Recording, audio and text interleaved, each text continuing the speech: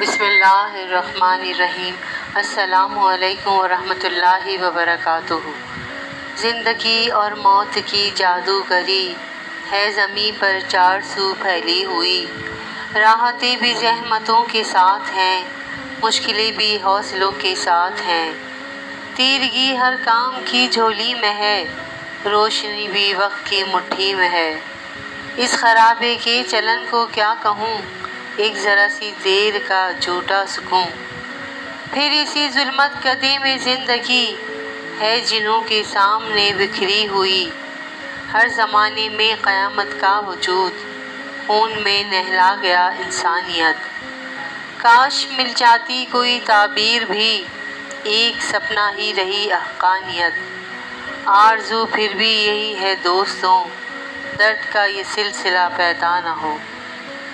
قرآن مجید کی سورہ بنی اسرائیل میں اللہ تعالیٰ نے فرمایا ہے، پاک ہے وہ ذات جو اپنے بندے کو راتوں رات مسجد حرام سے مسجد اقصی لے گئی، جس کے گرد ہم نے برکتیں رکھی ہیں تاکہ ہم اپنی نشانیوں کی سیر کروائیں۔ بے شک وہ سننے اور دیکھنے والا ہے۔ سرزمین فلسطین کو انبیاء کرام کی زمین کہا جاتا ہے۔ بیشتر انبیاء کرام کی پیدائش اسی سرزمین پر ہوئی، اس لیے یہ زمین تمام الہامی مذاہب کے ماننے والوں کے لیے متبرک ہے۔ بیت المقدس اور یروشلم یہ تو ایک شہر ہے، مگر اس کے کئی نام ہیں۔ اس شہر میں وہ مسجد اقصی ہے جو حرمین شریفین کے بعد اسلام کا تیسرا مقدس ترین مقام ہے، اور جہاں سے ہمارے پیارے آقا محمد صلی اللہ علیہ وآلہ وسلم شب معراج کو آسمانوں کی سیر کو گئے تھے۔ یوں اس مسجد کا ذکر قرآن مجید میں بھی آیا ہے۔ ہر سال ماہ رمضان میں جمعۃ الوداع کو فلسطینیوں سے اظہار یکجہتی اور قبلہ اول کی اسرائیل سے بازیابی کے لیے اعادے کے لیے یوم القدس منایا جاتا ہے۔ اسے فارسی میں سمجھان قدس بھی کہا جاتا ہے۔ یوم القدس اس بات کا استعادہ ہے کہ فلسطینی عوام تنہا نہیں ہیں، ہم ان کے دکھ درد غم و الم میں برابر کے شریک ہیں۔ جب تک تمام پناہ گزین اپنے گھروں کو واپس نہیں جائیں گے، ہم بھی چین سے نہیں بیٹھیں گے۔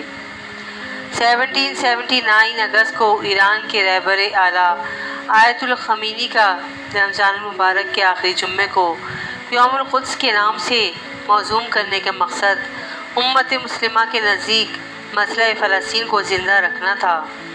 ایرانی پیشوا نے اپنے خطاب میں کہا تھا کہ میں تمام مسلم امہ کو دعوت دیتا ہوں کہ وہ مقدس ماہ رمضان کا جمعۃ الوداع فلسطینیوں سے اظہار یکجہتی کے لیے منائیں اور اس روز کو دنیا کے لیے باور کرایا جائے۔ فلسطین صرف فلسطینیوں کا ہے جس پر اسرائیل نے بزور جبر تسلط جما رکھا ہے۔ چنانچہ مسلم ممالک سمیت دنیا بھر میں یوم القدس کو ریلیاں اور کانفرنسز اور احتجاج مظاہروں کے ذریعے واصف سے یورینی ریاست غم و غصے کا اظہار کیا جاتا ہے۔ معزز دوستوں، دراصل اس دن کا مقصد فلسطینی عوام پر قابض اسرائیل فوج کی بربریت اور درندگی کے حوالے سے اقوام متحدہ سمیت حقوق انسانی کے علم برداروں اور مکوں کے ضمیر کو جگانا ہے۔ اسی میں کوئی دوہری رائے نہیں کہ کشمیر اور فلسطین کے مظلوموں کی حمایت بانی پاکستان قائد اعظم محمد علی جناح کے موقف کی تجدید ہے۔ افسوس، آج مسلم امہ کے نفاق، عرب کے اسرائیل امن معاہدے، ڈبل آف سینچری اور شام کی خانہ جنگی اور ایران سعودی کشیدگی جیسے مسائل فلسطین کی جدوجہدی آزادی کو شدید نقصان پہنچایا ہے۔ حضرت عیسیٰ علیہ السلام کو جب ان کی قوم نے قتل کرنا چاہا تو اللہ تعالیٰ نے اسی شہر سے انہیں آسمان پر اٹھا لیا تھا۔ قیامت کی نشانیوں میں سے ایک حضرت عیسیٰ کے زمین پر واپس تشریف لانا ہے۔ اس شہر کے مقام سفید مینار کے پاس ہوگا۔ اسی شہر کی مقام بابلود پر حضرت عیسیٰ علیہ السلام دجال کو قتل کریں گے۔ فلسطین ہی ارض محشر ہے، اسی شہر سے ہی یاجوج ماجوج کا زمین میں قتال اور فساد کا کام شروع ہوگا۔ اس شہر میں وقوع پذیر ہونے والے قصوں میں سے ایک قصہ طالوت اور جالوت کا بھی ہے۔ فلسطین کو نماز کی فرضیت کے بعد مسلمانوں کا قبلہ اول ہونے کا اعزاز بھی حاصل ہے۔ ہجرت کے بعد حضرت جبرائیل علیہ السلام دوران نماز بھی اللہ تعالیٰ کی حکم سے مسجد قبلتین میں حضرت محمد صلی اللہ علیہ وآلہ وسلم کو مسجد اقصیٰ سے مسجد حرام کی طرف رخ کرا گئے تھے۔ حضور اکرم صلی اللہ علیہ وآلہ وسلم معراج کی رات آسمان پر جانے سے پہلے مکہ مکرمہ سے یہاں بیت المقدس لائے گئے۔ سرکار دو عالم صلی اللہ علیہ وآلہ وسلم کی اطلاع میں انبیاء کرام نے یہاں نماز ادا کی۔ فلسطین ایک بار پھر سارے انبیاء کا مسکن بن گیا۔ سیدنا ابو ذر رضی اللہ تعالیٰ عنہ کہتے ہیں، میں نے رسول اللہ صلی اللہ علیہ وآلہ وسلم سے عرض کیا کہ زمین پر سب سے پہلی مسجد کون سی بنائی گئی؟ تو آپ نے فرمایا کہ مسجد حرام یعنی خانہ کعبہ۔ میں نے عرض کیا پھر کون سی مسجد بنائی گئی؟ آپ نے فرمایا مسجد اقصیٰ یعنی بیت المقدس۔ میں نے پھر عرض کیا کہ ان دونوں کے درمیان کتنا فاصلہ تھا؟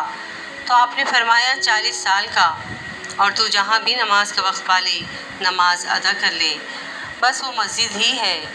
دوسری بار معراج کی رات جمعہ 27 رجب 583 ہجری کو صلاح الدین ایوبی کے ہاتھوں اس شہر کا دوبارہ فتح ہونا بھی ایک نشانی ہے۔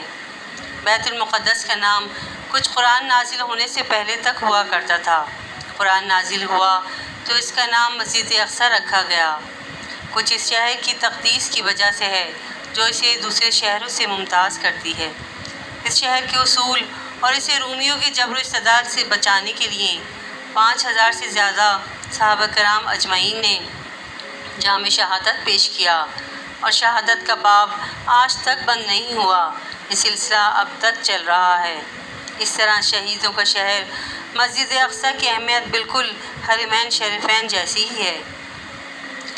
قیامت کی نشانیوں میں سے ایک نشانی یہ بھی ہے کہ حج کے موقوف ہونے کے بعد دوسرا بڑا واقعہ مسجد الاقصیٰ کو شہید کرنے کا رونما ہوگا، یعنی پہلے حج موقوف کیا جائے گا، پھر اس کے بعد یہودی قوتیں بیت المقدس کو شہید کریں گی۔